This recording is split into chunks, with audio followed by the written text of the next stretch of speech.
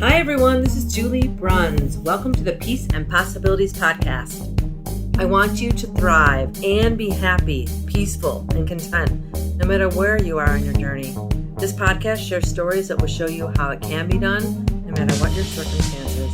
You'll be inspired and come away with a new spark of an idea. Never forget, anything is possible. New episodes are released every Wednesday. Subscribe, rate us, and leave us a review. This helps others find our content and get happier sooner. To possibility and beyond.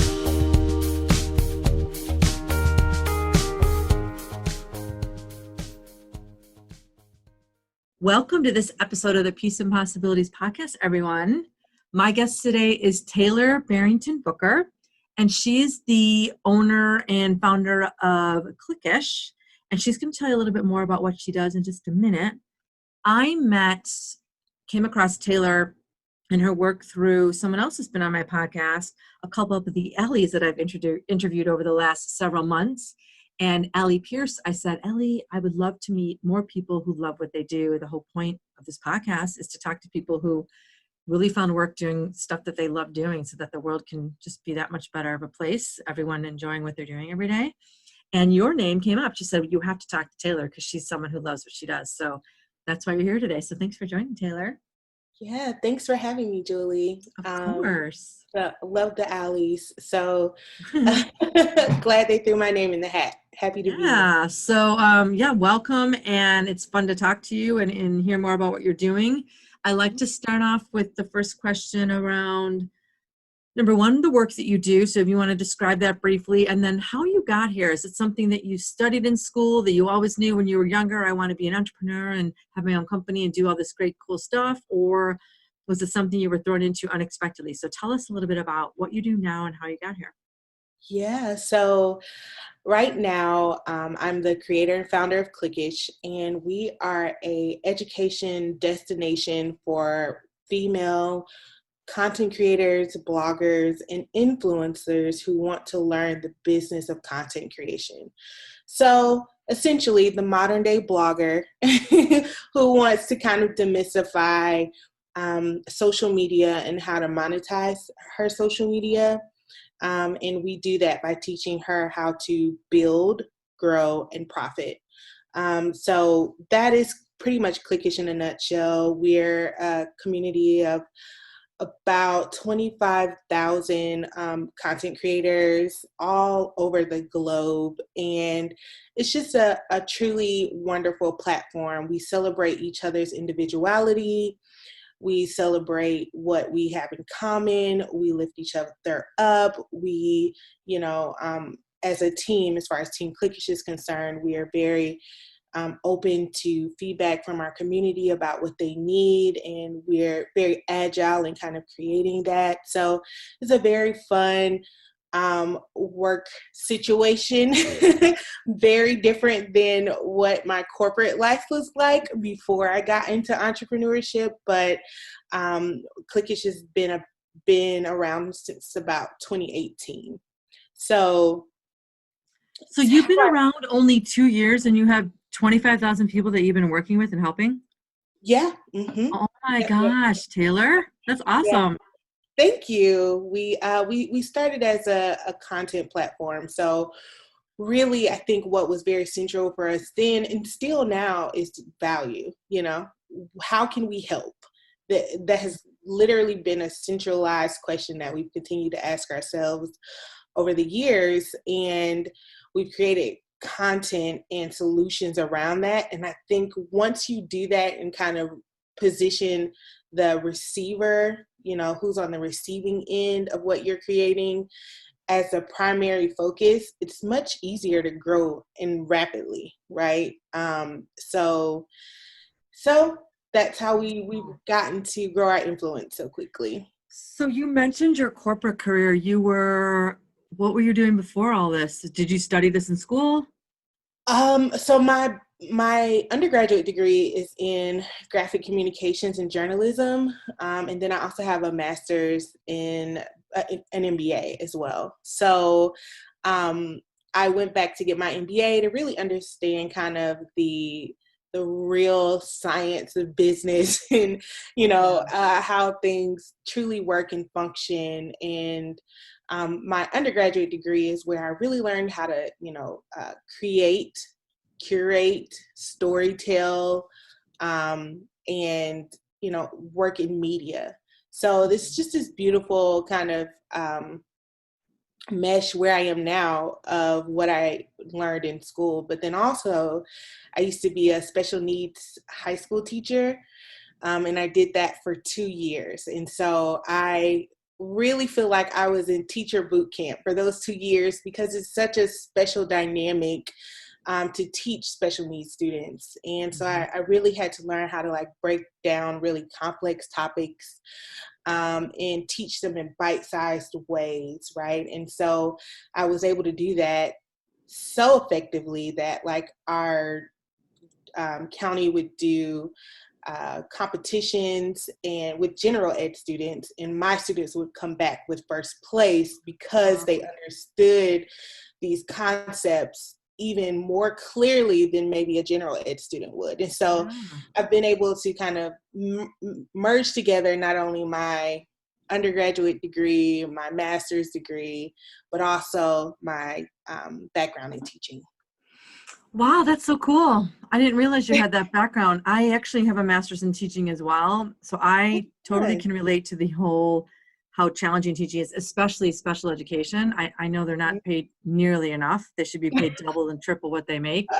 It's a challenge when everything's perfect and then you throw in special needs and having the teachers have to, kind of go above and beyond to teach certain concepts. And it's just a challenge all the way around. So kudos to you and I bet those 2 years seem like a decade. Yeah, it definitely did. It whipped me into shape. And I would honestly, it was the most rewarding job that I had post-college. And I really, even my students still remember me to this day. Some of them have somehow found my cell phone number. Oh, no. Found me on Facebook. And so, I obviously had a positive impact on them and they me. So, but I loved it. And that's awesome. And it's just a testament to your background and your degrees that all of that put together got you to where you are now. And it doesn't seem like it's never, of course, a straight path, but you would never think, oh, a special ed teacher could be, the lessons you learn in that role could help you and be an entrepreneur and be, help you with in your MBA and everything you learn there, and then growing your business and having to talk to other people and help them grow their businesses and stuff. It's like, oh, all of that ties together. It's just crazy when you think about how different roles can contribute to one thing. And, if someone ever told you, oh, you can go do this and you're going to be an even better entrepreneur, you'd be like, wait, what? Why? Yeah. So that's cool. That's cool. Yeah. Okay. So did you know you wanted to start your own company when you were doing all that other stuff? Oh, well, see, here's the thing, Julie. My first job was my own business. When I was 8, I used to watch Arthur. I'm not sure if you're familiar. Yes. Okay. That was my show. And Arthur. And one day I had come home and watched the show, and I think it was, I need to go back and fact check this, if it was DW or Arthur, but one of them started a lemonade stand. And I was like, ooh, that's cool. They got paid. They, kind of put that out there. And I was like, well, I can do that. And then I got in the kitchen and I was like, okay, I'm going to do that today. And then I was like, wait, we don't have any lemons. But my mom did have a Country Time lemonade, canister. And I was like, well, I don't have any plastic cups. I don't have any. So I just started really innovating, just really using what I had to make things happen. And I made $14 that day, actually. Wow. Just somewhat of a haphazard accident of a lemonade stand. And all of that showed me, even just in my adulthood, that this was always where I was supposed to be. Those little things like that in your childhood that kind of foreshadow your purpose. And so I embraced that that experience. I loved it so much then and now. It's crazy to think that like one little, and I know this happens to kids all the time, they just don't necessarily have the right people in their lives to say, hold on a second, take that and do something with it. Or you were to ask your mom a question, if she had just shut you down and said, we don't have anything you need, you're not gonna be able to do it. And then you just walk away and go into your room and do something else. But in order for you to start, the wheels start turning and saying, okay, well, how could I, instead of saying I can't, how can I, is a big mind shift. And to do that as a kid is even a greater accomplishment, because most kids, they may logically, or not even logically, they just may playfully think like that, but then they're shut down, or they don't have anyone to ask about it, so they don't go to the next route, or they don't have it in them to say, how can I do it differently like you did. So that's awesome. It's a tribute to you and your parents. Yeah. Yeah, and it's, so you just said, okay, I'm gonna figure it out, and it was, like you said, foreshadowing your future. So we have one of our sons is kind of like that too, where he's always thinking of ways he can make money and do things a little bit differently. And he's just got that mindset. And I think people are born with it or not. Yeah. You can obviously be taught it later, and you can get MBA and you can figure out how things are done in the real world. But just having that curiosity, that's pretty cool that you had it at a young age. Yes, absolutely. Funny. All right. So what do you think as an entrepreneur back then, when you saw Arthur and got your little lemonade stand going, and then now running your own business for the last couple of years, what do you attribute your success to, and staying happy and peaceful along the way? It's so funny. I posted on Instagram today about how we are as culturally accustomed to celebrating the starts of entrepreneurship, but not the keep going of entrepreneurship. Yeah. Which is, here I am 6 years later, I've done other ventures prior to Clickish, but the fact that I'm still here, I'm still standing, and in the combination of all of the things that have transpired, or good or bad, I'm still here, you know what I mean? And I think when I was writing that, I thought about what kept me here. And I truly believe that it's because I have to keep realigning myself with why I'm doing this in the first place. And I feel like if you really focus on, day to day, that can get lost. It can be clouded by noise of, I got to send 100 emails today, or I've got to do social or do this or whatever the case may be. But for me, it's just been really realigning with, why did I do this in the first place? So, for example, when I started Clickish, it is essentially an extension of the influencer marketing industry. And influencer marketing is not a very diverse industry as a whole. There, for a long time, was kind of somewhat of a prototype of a blogger, content creator that brands would often seek. And so one of the things that I wanted to do with Clickish was to kind of challenge that, challenge the diversity and the representation and the inclusion in the space, and, kind of be be a force to shift that conversation. And so about a week ago, we released our Creators for Equality Resource Center, which is basically our call to action to influencer marketing professionals about performative diversity, about inclusion, about how to create ecosystems that are welcoming to Black and Brown creators. And all of that to say, I got to Creators for Equality because I had to have a really hard conversation with myself on one of my weary days, where I was like, why am I doing this? And what came to mind was, you wanted to be a world changer. You wanted to shift this industry. And so what are you doing? What are you doing? And so, we focused energy there, and it just kind of reinvigorated me, And so I think it's just really realigning with, again, your why, figuring out what invigorates you and excites you, and then just going after it. And then everything else that's involved in the business gets reinvigorated as well. I love that. Invigorate, and what was the word you just used? Invigorate and realignment. Yeah, and realignment. It's like It's so important because it goes back to, I was having a conversation earlier today about values. And if you don't have that insight and ask yourself those questions along the way, like you said, you just get mired in all of the day-to-day stuff. And you're like, now you're back to, wait a minute, it's like working for someone else. I'm stressed. I'm doing all these other things. It's like, hold on, you run the company. You can change it up if you want. You can remember why you started it in the first place. And then when that happens, and you usually don't even take that many questions. You just ask yourself one or two, and you're right back to where, sounds like you came pretty quickly back to, like you said it yourself, you wanted to be a world changer. What are you doing? What are you doing to do that? You don't need someone else to ask you that question. You ask that question to yourself, you get the answer, and then you go, oh, all right, I'm just going to go do that. And then everything else around you kind of falls in line and aligns itself because you went back to the right questions. So important with the questions. And then you went back to your values.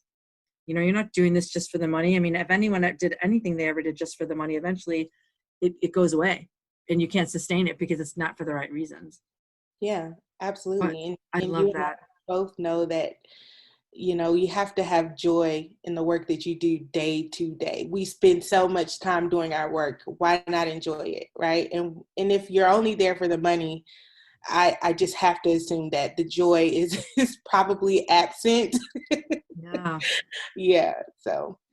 Yeah, it's not a good way to live. And even our younger one who's just about to start college, he's like, oh, I want to make a lot of money. And he wants to do something in psychology and helping people and in sports and connecting all those dots, kind of some of the stuff I'm doing in leadership. But he also wants to make money. And I'm like, I said, you'll do all that and you will make money because you're passionate about everything you just mentioned. But if you just go for the money, it's going to fizzle out quickly. You're going to be miserable. And it's not what it's all about. You need to be able to live and enjoy your life, and you need money to do that. But you don't ever just go for the money.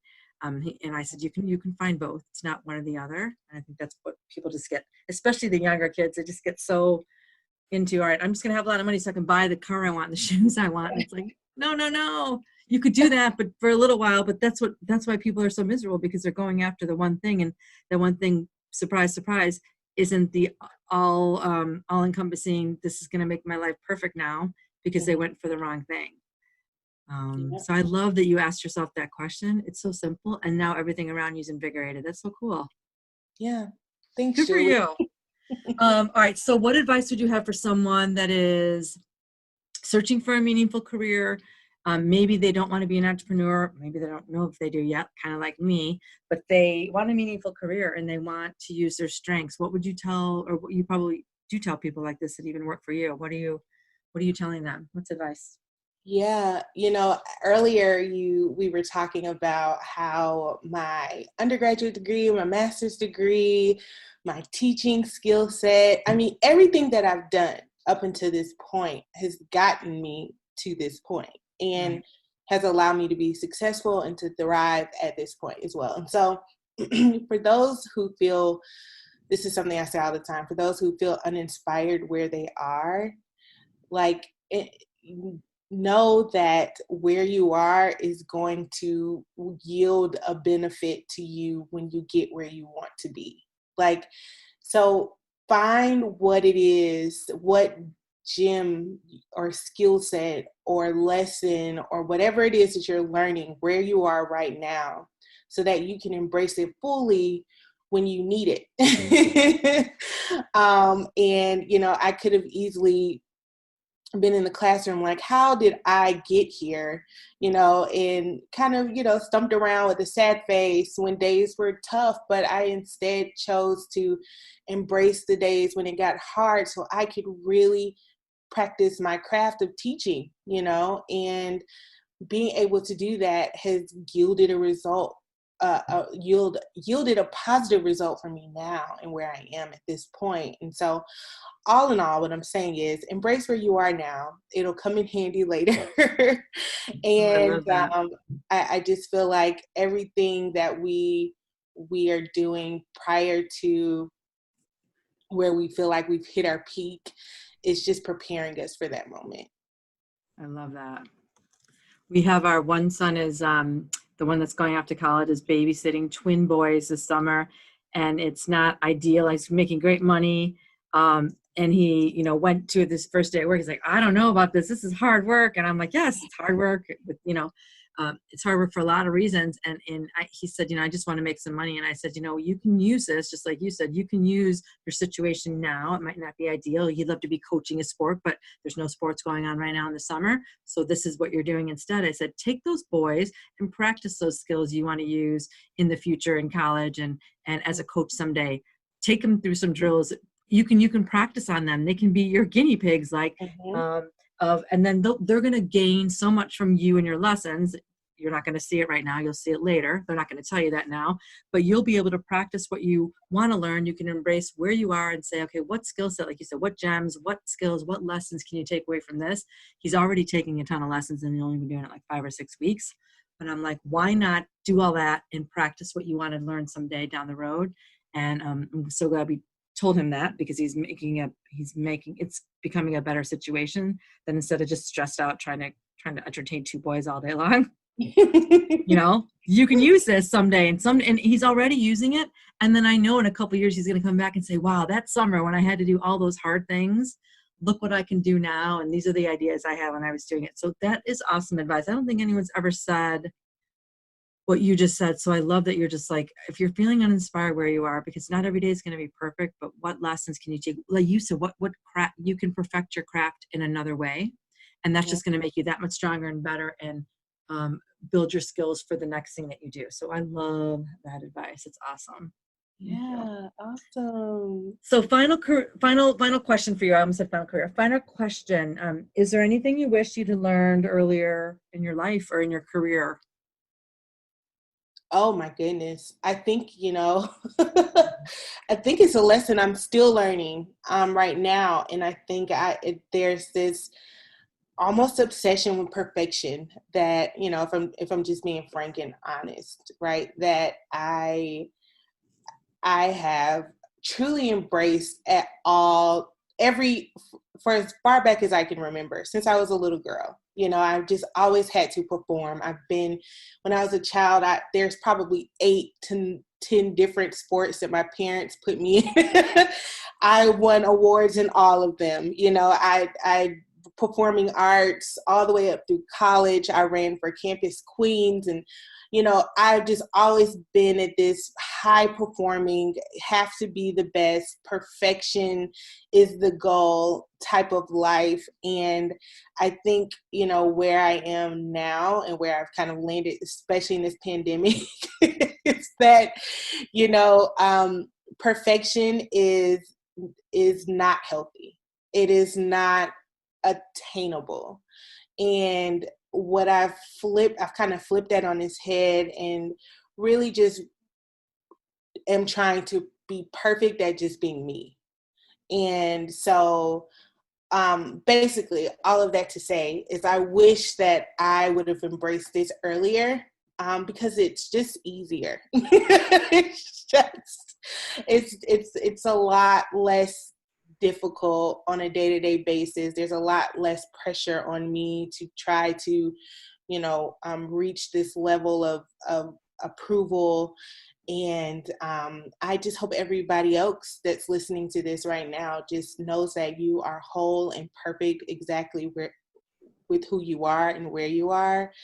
And it's just time to embrace that and let go of, the notion that you have to be someone or something else to win the approval and love of other people.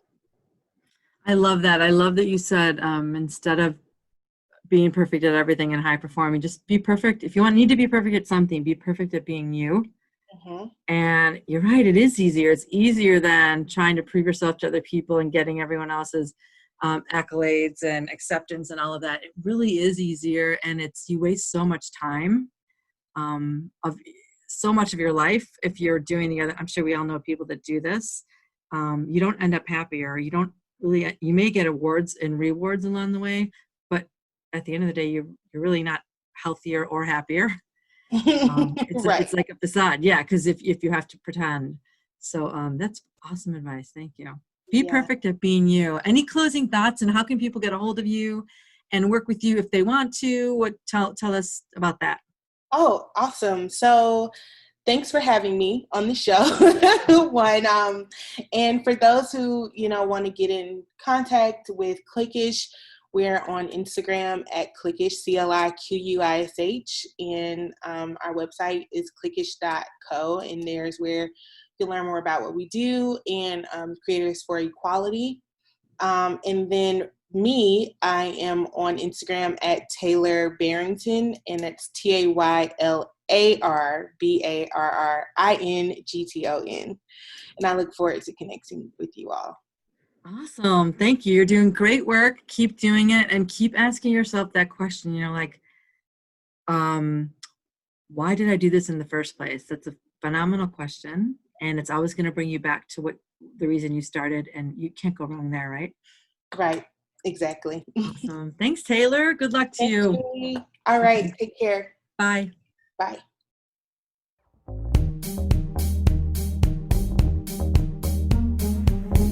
Thanks for listening. If you love this content, please rate us 5 stars on Apple Podcasts or whichever platform you found us on.